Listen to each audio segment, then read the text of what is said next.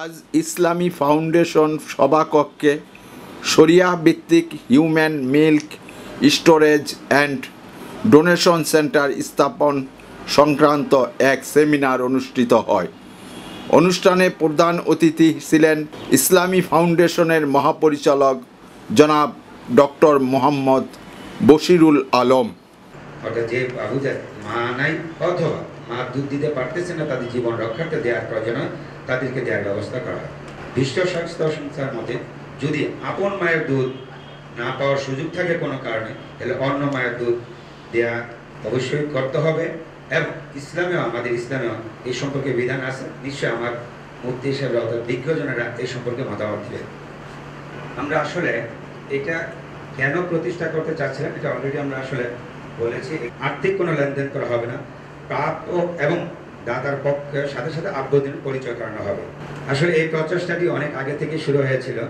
আমরা এই পর্যন্ত এই জিনিসটাকে ম্যাটেরিয়ালাইজ করার জন্য, অর্থাৎ আমরা কি পদ্ধতিতে আসলে যে করলে যে মিশ্রিত হবে না দুধ, এবং অন্য জায়গাগুলোতে যে কনফিউশনের জায়গা তৈরি হয়, ওটার জন্য আলাদা একটা পাস্টারাইজার মেশিন তৈরি করা হয়েছে, যেটা ডিজাইন করা হয়েছে স্পেন থেকে, যেটার জন্য আমি নিজে এটা ডিজাইনার, এবং এই জন্য 3 বছর কাজ করা লাগছে।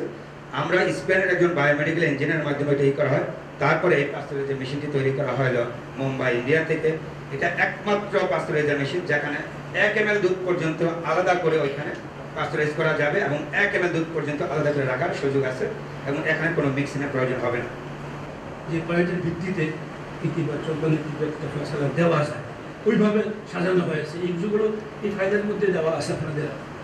আমি যেটা উপস্থাপন করেছি আমার বর্তমান পাশাপাশি এখানে দেওয়া আছে। আমি কর্তৃপক্ষকে অনুরোধ করব যে নীতিমালার মধ্যে আপনারা এটা মোটা দাগে এই অংশটা রাখছেন কি না। যেমন ব্যাংক, ইসলামিক ব্যাংক নতুন একটা আইডিয়া, এবং এটা এস্টাবলিশ আমাদের করতে হবে।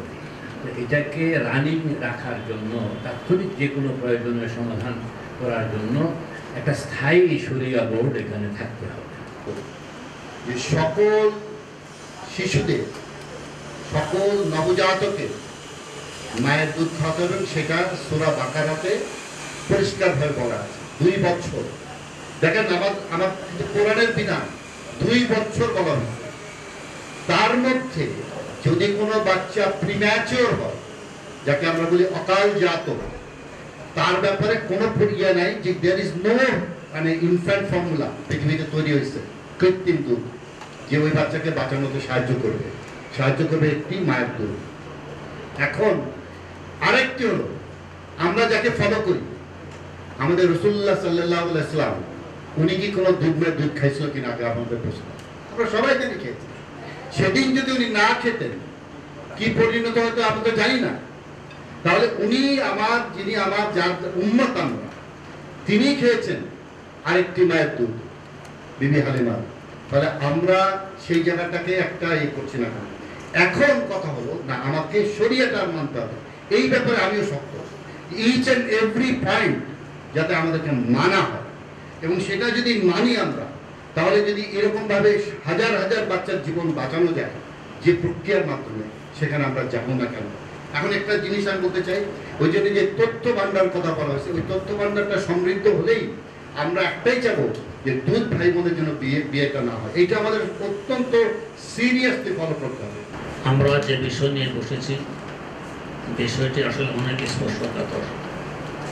একদিকে শিশুর জীবন রক্ষা, এটা ফরজ। আরেকদিকে যাকে হুরমতের জারাব বলা হয়, বিয়ে শাদীর ব্যাপারে ওইটা হারাম। একদিকে হারাম, একদিকে ফরজ, এই 2 দিকের সংঘর্ষে ইসলামের মূলনীতি হারাম এবং ফরজ যদি সংঘর্ষ হয়, হারামকে প্রাধান্য দিতে হয়। আমার শ্রদ্ধেয় ভাই জনাব আরিফউদ্দিন মাহরুফ সাহেব এবং জনাব আবু সালেহ সাহেব, দুজনের মতের সাথে আমি একটু যোগ করি। বিভিন্ন দেশে বলা হয়েছে এখনো মিল ব্যাংক চলছে, কিন্তু সৌদিয়ার হেডকোয়ার্টার ইসলামিক ফাকা একাডেমি সারা বিশ্বের 50-এর উপরে রাষ্ট্রের বড় বড় বিজ্ঞ মুফতিদের সমন্বয়ে এই বোর্ড, তাদের সর্বসম্মতিক্রমের সিদ্ধান্ত এখনো জায়গা দেওয়া হয়নি, ওনারা নিষেধ করেছেন। তো আরেকটা হলো যে কার্ড, একজন কে যেন বলেছিলেন যে একটা কার্ড সিস্টেম করলে এটা অতি চমৎকার একটা ব্যাপার। যেমন এনআইডি দিলে আপনি সব কিছু জানতে পারছেন, আপনার পাসপোর্টের সব রকম তথ্য আছে, তো তার কাছে একটা কার্ড দেওয়া হবে, যে কার্ড দিয়ে দেখা যাবে যে হ্যাঁ তার কোথায় সে দিয়েছিল, তার কার্ড নম্বর কত, তার যাবতীয় তথ্য। এটা যদি করা যায়, হয়তো এটা একটু সময় সাপেক্ষ এবং অর্থ সাপেক্ষ, কিন্তু আমার মনে হয় এটার উপরে যদি আমাদের মুফতি সাহেবরা একটু জোর দেন, ওনাদের কথা ঠিকই এটা হয়ে যায়।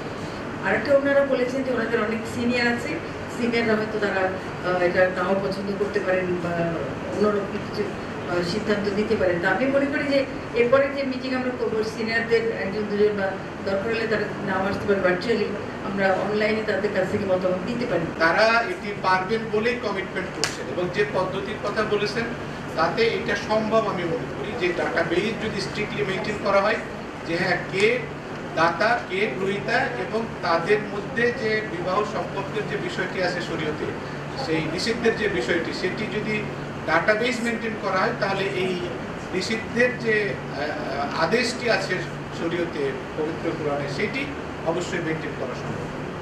এখানে যারা আসছেন আমাদের সকলকেই আমরা শ্রদ্ধা জানাই, সকলকে ধন্যবাদ জানাই যে আপনারা আপনাদের সুন্দর সুচিন্তিত মতামত দিয়েছেন। প্রয়োজনে আমরা আরও একটি দুটি মিটিং করব, কিন্তু আসলে এটি দ্রুত আমাদের সিদ্ধান্ত নিতে হবে। এর কারণ হচ্ছে 2019 সালে আবেদনটি এসছে, এখন পর্যন্ত ইসলামিক ফাউন্ডেশন এই বিষয়ে সিদ্ধান্ত হ্যাঁ কিংবা না কিছু বলেনি। তো এইটা তো আমাদের ঠিক হয় না।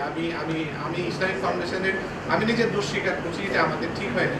হ্যাঁ অথবা না কিছু একটা ওনাদের বলতে হবে, আমরা ফেলে রাখবো কেন, তাই না? আপনাদের সবার সুচিন্তিত মতামত নিয়ে আমরা জানাবো, বাট এটা ফেলে রাখাটা আমাদের ঠিক হয় নাই। এই দীর্ঘদিনের একটি আবেদন, একটি প্রচেষ্টা, কাজটি তো নিঃসন্দেহে মহৎ কাজ। শিশুদেরকে তারা বাঁচাবার লক্ষ্যে, শিশুদেরকে সুস্থ রাখার লক্ষ্যে কিন্তু এই কাজটি, এবং এখানে কোনো মানে প্রফিটের কোনো বিষয় নেই, এখানে কোনো টাকা পয়সা দিয়ে কেনাকাটার কোনো বিষয় নেই। এবং তারা ইতিমধ্যে অনেক যন্ত্রপাতি সংগ্রহ করেছেন, সেগুলো সেখানে স্টোরেজ যেখানে হবে, বিতরণ কেন্দ্র যেখানে হবে, সেখানে যেন এটি কোয়ালিটি ঠিক থাকে এবং একই সাথে শরীয়তের বিধানও যেন